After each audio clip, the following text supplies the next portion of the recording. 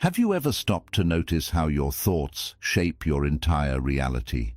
Every belief, every internal dialogue, and even those quiet whispers in your mind, each one becomes the lens through which you view the world. And more than that, they act like magnets, subtly attracting the kind of energy and experiences that match your inner state. Your mind, in many ways, is like a garden. What you plant in it will grow. If you sow seeds of patience, kindness, and clarity, your life begins to reflect those qualities. But if you constantly plant doubt, anger, or fear, those are the weeds that take over. The Buddha once said, "The mind is everything. What you think, you become."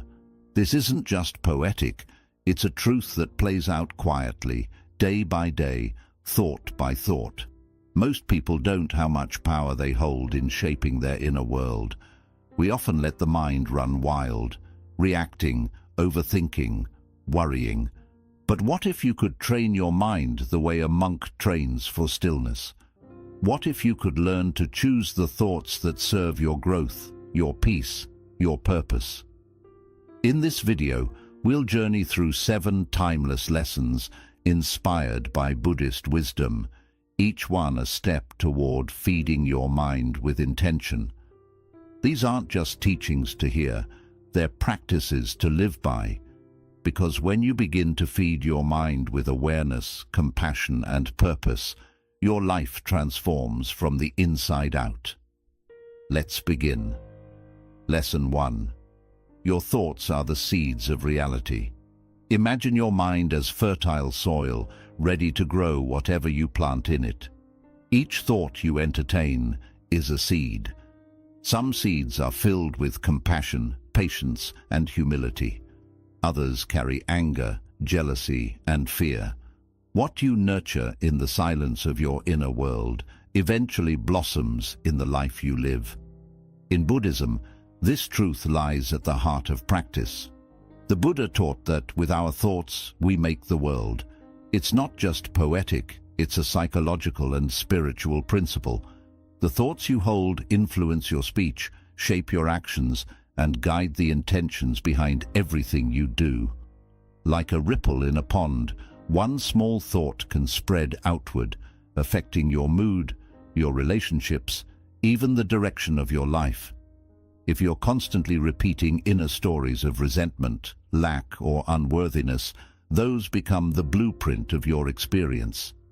But if you choose to plant thoughts of kindness, gratitude, and equanimity, you begin to live in alignment with peace and purpose. This is why mindfulness and meditation are not just spiritual rituals. They are tools for mental cultivation. When you sit quietly and observe your mind without judgment, you begin to see which seeds you've been watering. Are they rooted in fear or in love, in craving or in contentment?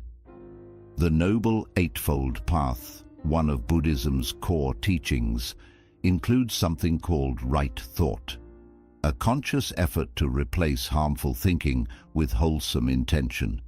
It's a reminder that every mental habit either builds a bridge to peace or a wall of suffering. So the next time a thought arises, pause. Ask yourself, is this a seed I want to grow?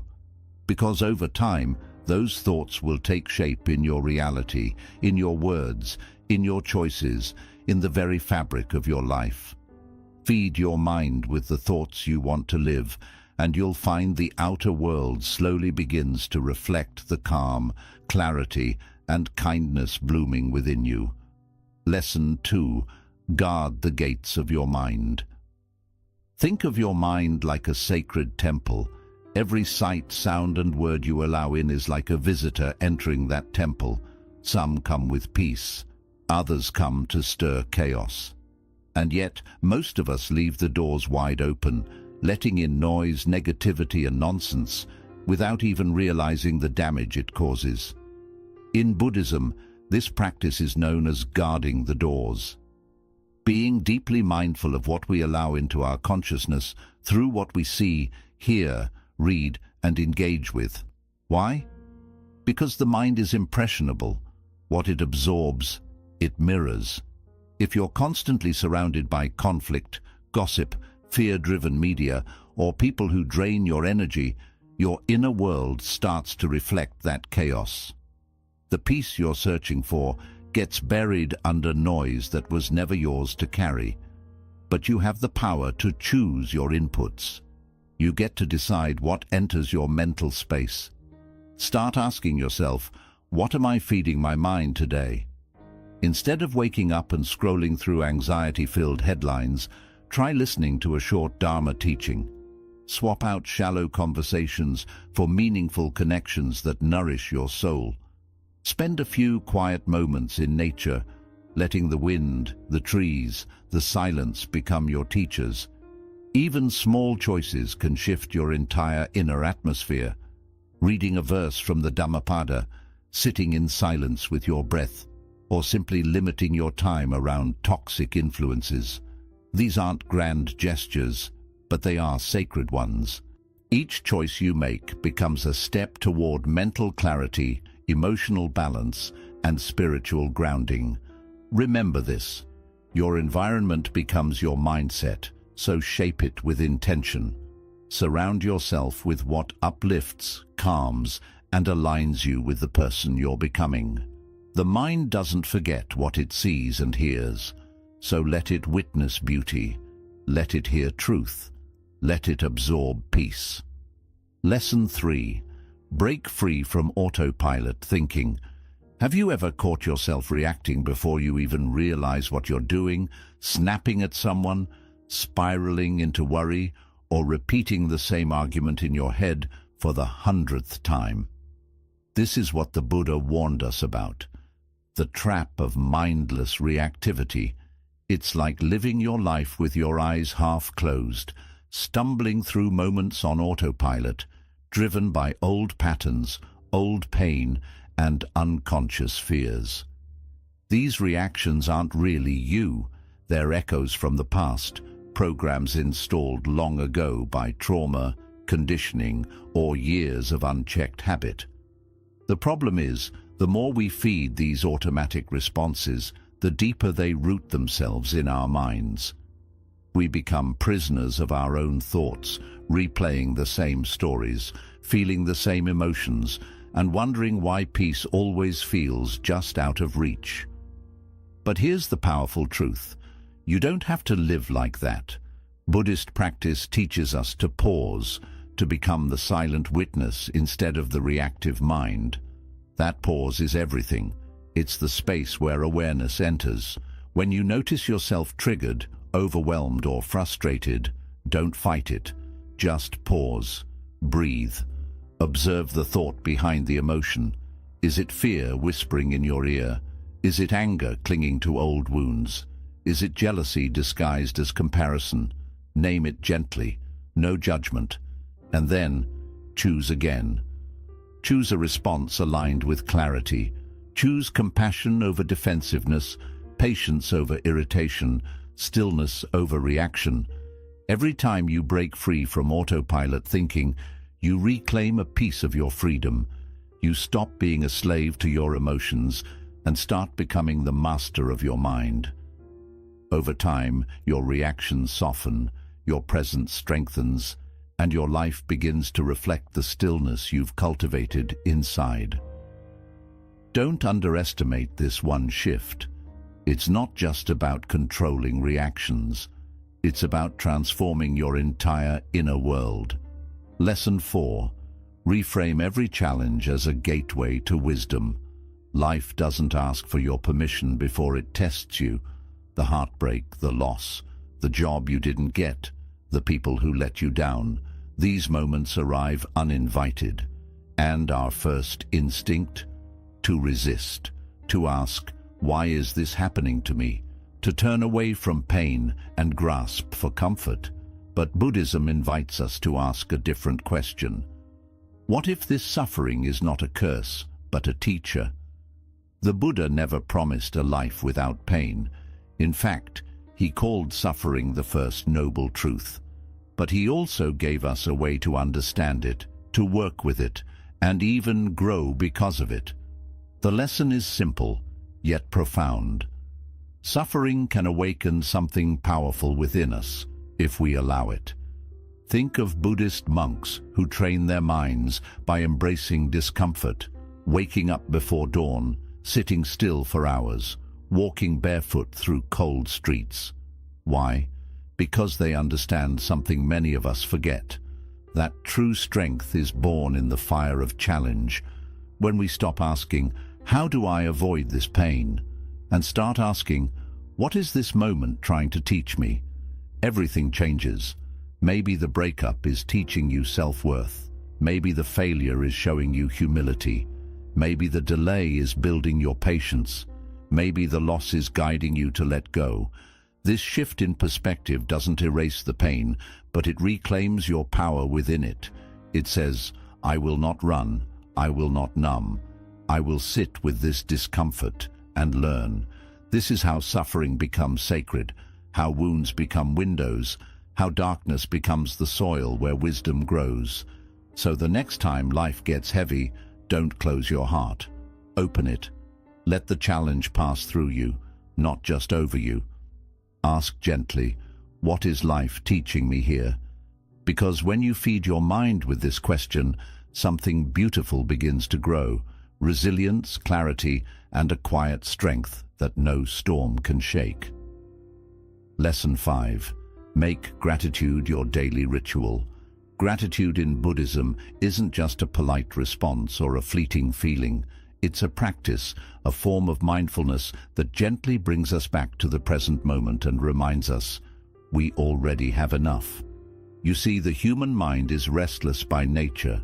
It constantly scans for what's missing: more success, more love, more peace, always reaching forward, always craving. The Buddha taught that this endless desire is the root of suffering.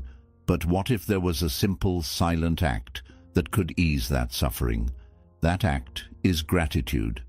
When we practice gratitude, we're not just listing things we like, we're retraining the mind. We're choosing to pause and recognize what is, rather than what isn't. And that shift is powerful. It softens our cravings and fills our hearts with quiet contentment. Start small. Before you reach for your phone in the morning, breathe. Think of 3 things you're thankful for. The morning light spilling through your window, the quiet hush before the world awakens, the warmth of the bed that held you through the night. These aren't grand moments, they're ordinary. But in those ordinary moments lie extraordinary peace. And the more you practice this, the more your mind begins to notice the small blessings that once went unseen. This habit becomes even more sacred when life feels heavy. When the world seems to close in, the practice of gratitude becomes a light, revealing that even amid struggle, there is something good. Maybe it's a friend who checks in, a stranger's smile, a moment of stillness in a storm. Gratitude doesn't erase pain, but it softens it. It reminds us that joy and sorrow can exist side by side. That fulfillment isn't about having more, but about seeing clearly. Over time, something beautiful happens. Your mind begins to settle. The chase for something else begins to fade, and in its place grows a gentle appreciation for what is already here. This is not just a mental exercise, it's a spiritual awakening. Gratitude, practiced daily, can transform your inner world. It makes life feel fuller, calmer, more rooted in the present.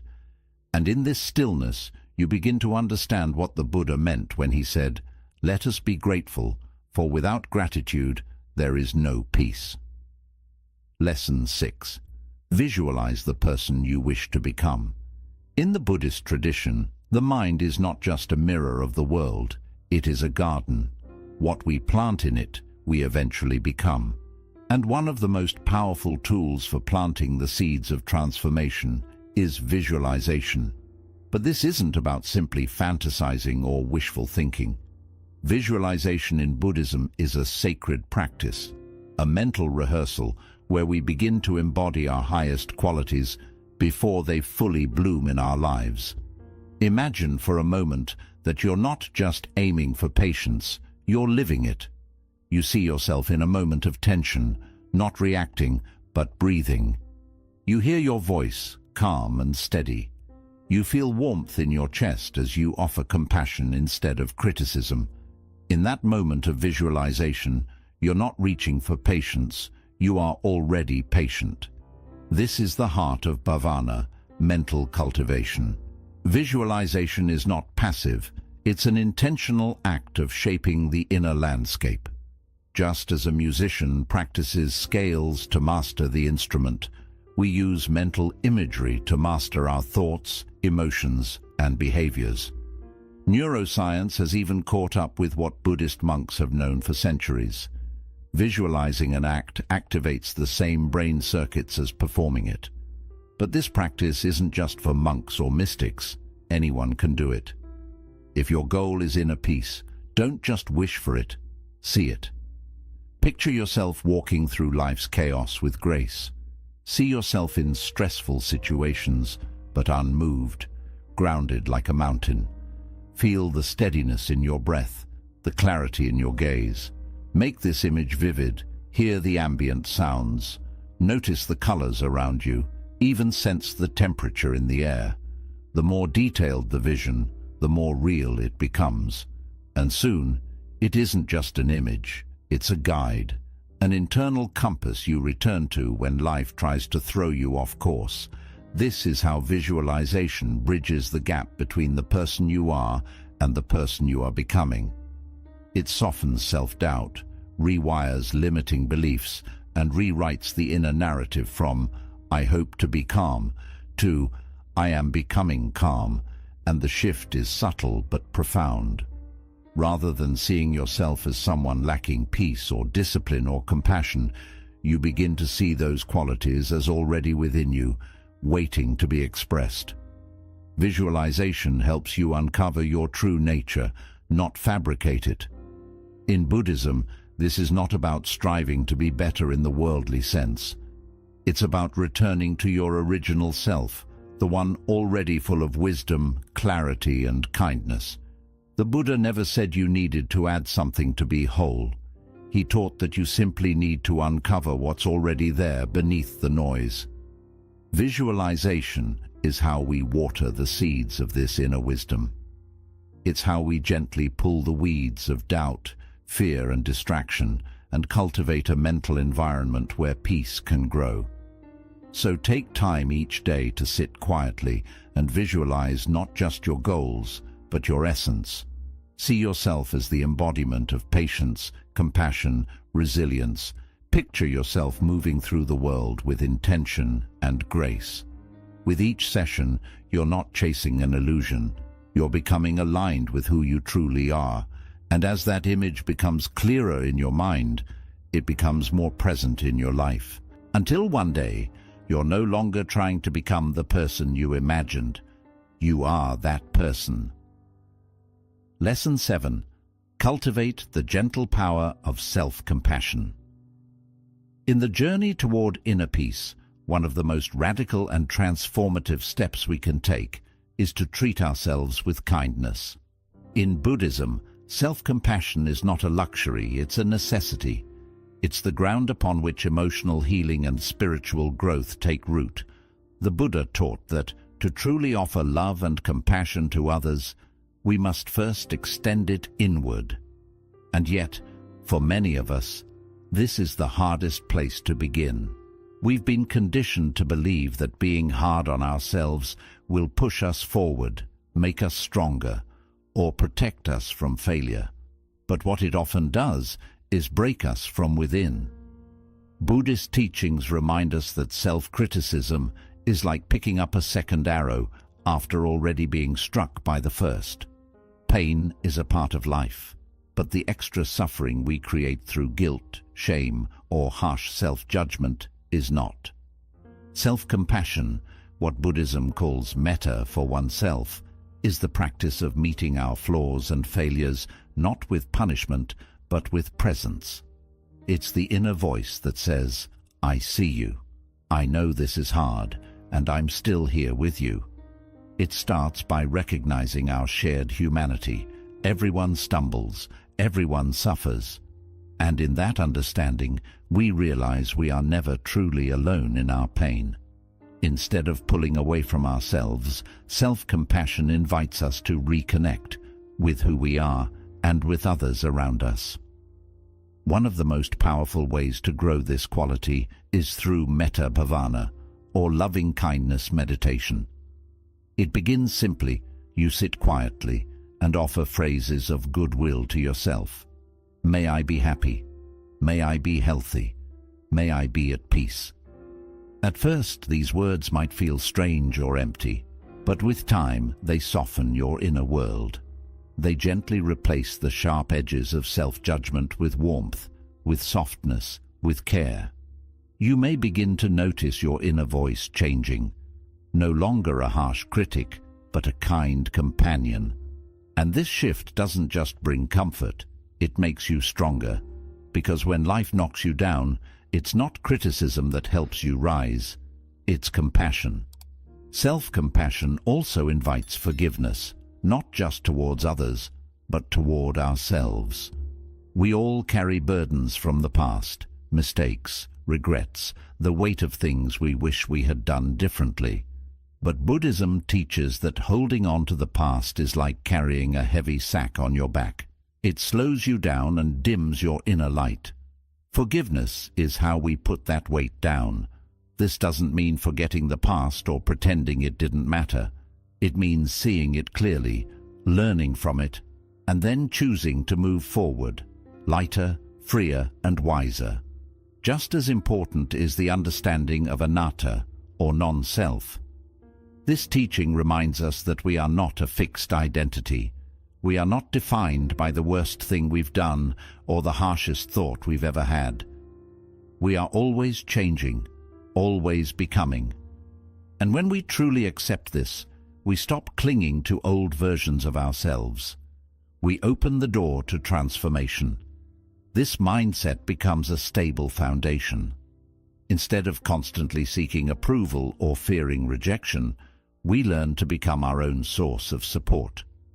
In moments of doubt or failure, we can gently remind ourselves, I am still learning.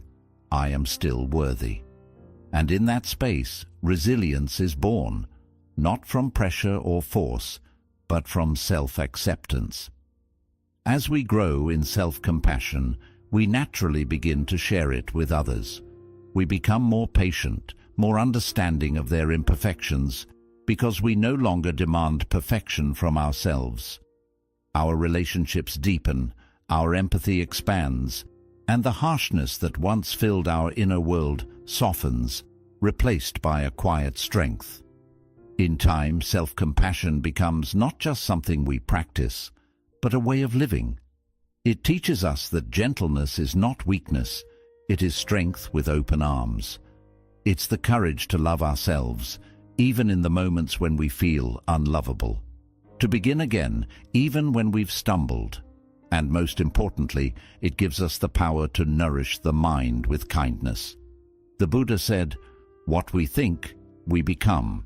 If our inner world is filled with blame and bitterness, that is the world we carry wherever we go. But if we choose to feed our minds with loving, uplifting thoughts, we begin to create a life of peace, from the inside out. So ask yourself, what are you feeding your mind today? Every moment offers a choice. Choose compassion. Choose kindness. Choose the freedom that comes from standing on your own side. Embrace the present moment as your true home. In a world driven by speed, comparison, and endless striving, one of the greatest acts of healing and quiet rebellion is simply to be here now. The Buddha taught that true peace doesn't come from having more, doing more, or becoming more. It comes from fully arriving in this moment, just as it is, without needing to change it, escape it, or chase after the next thing. But how often do we truly live in the present? Most of the time our minds are elsewhere, regretting the past, worrying about the future, or chasing an ideal life that never quite arrives. This constant restlessness becomes a form of suffering, keeping us trapped in a cycle of dissatisfaction. Mindfulness is the practice that helps free us from this cycle. It's not just a technique, it's a way of living. It means showing up for your life, not only when things are calm or perfect, but in the ordinary moments, in the mess, in the stillness, and even in the noise. When you bring your full attention to the present moment, even the simplest things feel sacred. The warmth of your coffee, the sound of leaves rustling, the gentle rhythm of your breath. These ordinary moments become gateways to joy. You begin to see that peace was never far away. It was always right here, waiting for you to notice. This doesn't mean life suddenly becomes easy. Challenges will still arise. Emotions will still surface. But through mindfulness, you create space between what happens and how you choose to respond.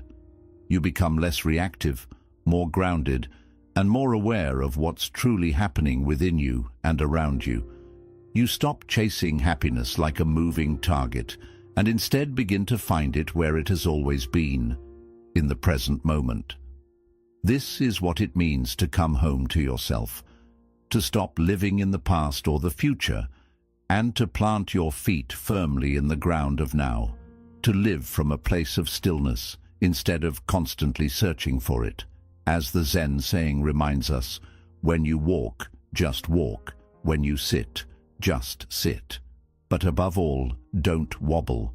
This is the art of presence, the ability to stay steady in a world that keeps shifting. And here's the secret. The more you honor the present moment, the more it gives back to you. It offers clarity, peace, purpose. The deep sense that you are exactly where you need to be, not because everything is perfect, but because you are truly awake to your life. So pause, breathe, feel this moment. It's not just time passing, it's the only place where life is actually happening. And in that stillness, you'll discover something powerful. You don't have to chase the extraordinary to feel fulfilled. Sometimes the extraordinary is hidden in the ordinary, simply waiting for you to slow down and notice it. In the end, life doesn't ask us to be perfect. It only asks us to be present, to be kind, and to keep walking the path with sincerity. Each lesson we've shared today, whether it's practicing gratitude, visualizing inner peace, showing yourself compassion, or simply being present, is a step toward deeper freedom. Not the freedom the world promises, but the kind that rises from within. A freedom from craving, from harsh self-judgment, from the false belief that you need to become someone else to be enough. Remember, the Buddha didn't teach from a throne. He taught from stillness, from silence, from watching the human heart with kindness and wisdom. You don't need to escape your life to find peace. You simply need to awaken within it. If this video touched you, take a moment to reflect. What lesson will you start practicing today? Not tomorrow, not someday, but right now. Share in the comments which practice spoke to your heart the most. Your words might encourage someone else on their journey. And if you found value here, consider subscribing for more Buddhist-inspired teachings and timeless wisdom to guide your daily life. And always remember, the journey inward is the most powerful journey you can take. Keep walking it, mindfully, gently, one breath at a time. Namaste.